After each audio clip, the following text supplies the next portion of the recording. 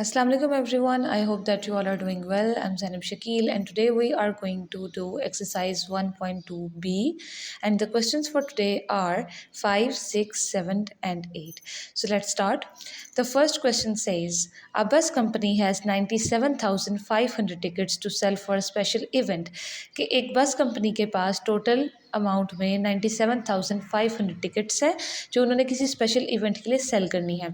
If each ticket cost $25, अगर हर ticket $25 की है then how much revenue will the company make. तो total कितना रेवेन्यू एक कंपनी बनाएगी. रेवेन्यू क्या होता है? The income which is generated by selling goods. किसी चीज़ को सेल करके जो आपके पास इनकम आती है उसको कहा जाता है रेवेन्यू. ठीक है, तो 97,500 टिकट्स अगर सेल की जाती है और हर टिकट $25 की है तो वो टोटल रेवेन्यू कितना कंपनी मेक करेगी. ठीक है, ये पूछा गया. So let's start. सबसे पहले हमने इन्फॉर्मेशन में लिखना है टोटल नंबर ऑफ टिकट्स. कितनी टोटल टिकट्स थी? 97,500. Then there is cost of each ticket कि हर टिकट कितने की थी. That was $25. तो अगर हमें कहा जाए कि एक टिकट 25 की है तो दो कितने की होंगी 50, तीन कितने की होंगी 75. तो इतनी ज़्यादा अमाउंट में हम एडअप नहीं कर सकते. Then we have to multiply it. ठीक है, तो सबसे पहले जो है रेवेन्यू हमारे पास क्या है, अभी हमने इसको फाइंड करना है तो हम इसके आगे क्या लगा देते हैं, question mark. So total revenue क्या होगा, टोटल नंबर ऑफ टिकट्स जितनी हमारे पास हैं 97,500 और हर टिकट कितने की है $25 की, तो हम इसको $25 से मल्टीप्लाई कर देंगे. देन हमारे पास जो टोटल अमाउंट ऑफ मनी आ जाती है वो है 2437,500. सो आपने इसको साइड पे रफ वर्क में इसको मल्टीप्लाई कर लेना है तो आपके पास जो है वो टोटल रेवेन्यू आ जाएगा कि कितना टोटल रेवेन्यू था डॉलर्स. तो हम एक्चुअली मनी काउंट कर रहे थे तो यहाँ पे जो है हर टिकट $25 की थी. अब हमने सारी टिकट्स की जो है ना वो कॉस्ट प्राइस बतानी थी. देन यहाँ पे आंसर में क्या लिखा जाएगा, dollars. Then there is the other question. A school has 42,300 pencils. एक स्कूल के पास 42,300 पेंसिल्स हैं. If each student receives 30 pencils, अगर हर स्टूडेंट को 30 पेंसिल्स दी जाती हैं then how many students are there.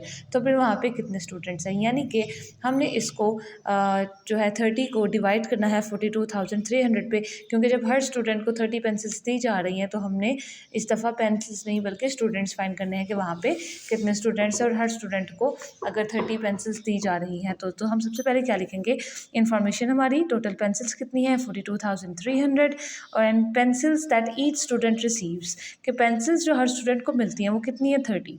तो हमारे पास टोटल स्टूडेंट्स कितने हुए, तो आप इन सब पेंसिल्स को 30 पेंसिल्स पे डिवाइड कर देंगे, यानी कि जो है जितनी भी पेंसिल्स हैं वो अगर डिवाइड कर दी जाएँ तो कितने स्टूडेंट्स में डिवाइड होंगी. तो हमारा अगर हम इसको डिवाइड करें 42300 को अगर हम डिवाइड करें 30 पे तो हमारे पास आंसर आता है 141 आप इसको रफ वर्क में इजीली डिवाइड कर सकते हैं. ठीक है, तो हमारे पास ये आंसर आ जाएगा और हमारे पास अगर हम जो चीज़ फाइंड कर रहे हैं यहाँ पे वो ही हम उसका आंसर में उसको मेंशन करते हैं. हम स्टूडेंट्स फाइंड कर रहे थे तो आंसर में भी हमने क्या मेंशन किया, students. And mentioning this is very important.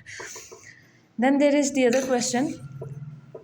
A bookstore sells 1188 means 1188 books every month. If the bookstore operates for 36 months, how many books does it sell in total? अगर एक बुक स्टोर हर month यानी कि हर महीने 1188 books cell करता है और अगर वो 36 महीने के लिए चले, वो बुक स्टोर 36 महीने के लिए ऑपरेट करे तो फिर वो कितनी बुक्स जो है वो सेल करेगा. यानी कि हमने 1188 हर मंथ में एडअप करते जाने. तो एडअप हमारे लिए बहुत मुश्किल हो जाता है अगर हम 36 मंथ्स के लिए करें. तो हम क्या करेंगे, इसको डायरेक्ट मल्टीप्लाई करेंगे कि अगर हर मंथ 1188 बुक्स सोल्ड हो रही हैं तो 36 मंथ्स में कितनी होंगी. तो हमने उसी तरह इन्फॉर्मेशन लिखनी है अपनी. Books sold every month 1188. Book store operates, कितने देर के लिए ऑपरेट कर रहा है बुक स्टोर, 36 मंथ्स. तो हमने यहाँ पे फाइंड क्या करना है, टोटल बुक सोल्ड, कितनी बुक सोल्ड हुई है. तो यहाँ पे हम इसको जो हर मंथ बुक सोल्ड होती है, जो अमाउंट है बुक्स की वो है 1188, उसको हम 36 मंथ से मल्टीप्लाई कर देंगे. हमारे पास जो है आंसर आ जाता है 4 2, 7, 6 एंड 8। और चूँकि हम बुक्स फाइंड कर रहे थे तो यहाँ पे हम बुक्स ही मेंशन करेंगे आंसर में, ठीक है, and that is very important. तो यहाँ पे हमारे पास आंसर आ गया कि हमारे पास 42,768 बुक्स फॉर 36 मंथ्स सोल्ड की जाएंगी। Then question number 8 is a farmer harvested 4,320 apples and packed them into boxes containing 45 apples. Each box containing 45 apples. यानी कि अगर एक फार्मर ने हार्वेस्ट किए हैं 4,320 एप्पल्स, अब वो उसको बॉक्स में पैक कर रहा है, हर बॉक्स में 45 एप्पल्स हैं, तो अब हमने बताना है कि कितने बॉक्सेस एप्पल्स के बनेंगे। तो उसी तरह है जिस तरह हमने पेंसिल्स का किया था, टोटल हमने अमाउंट लिखनी है हार्वेस्टेड एप्पल्स, वो कितनी थी 4,320। उसके बाद हर बॉक्स में अगर 45 एप्पल्स हैं और हम इन तमाम एप्पल्स को बॉक्सेस में डिवाइड करते हैं तो हमारे पास कितने जो है वो बॉक्सेस बनते हैं, हमने ये बताना है। तो टोटल बॉक्सेस कितने आएंगे, इसको फाइंड करने के लिए हम क्या करेंगे, टोटल बॉक्सेस, यहाँ पे हमारा आ जाएगा सोल्यूशन। टोटल बॉक्सेस हम कैसे फाइंड करेंगे, हार्वेस्टेड एप्पल्स जितने भी थे 4,320, उसको हम डिवाइड कर देंगे 45 एप्पल्स पे जो हर बॉक्स में जाने हैं, then there will be total 96 boxes. और चूँकि हम बॉक्सेस फाइंड कर रहे थे तो हमने यहाँ पे भी क्या मेंशन करना है, बॉक्सेस। तो ये था आज का हमारा काम। I hope that you all will practice it by heart, practice it a lot because you know practice makes a man perfect. आपने इसको अच्छे तरीके से प्रैक्टिस करनी है, अपनी होमवर्क कॉपी पे इसको जो है वो नीट करके लिखना है। And that was all for today. Thank you so much. अल्लाह हाफिज़।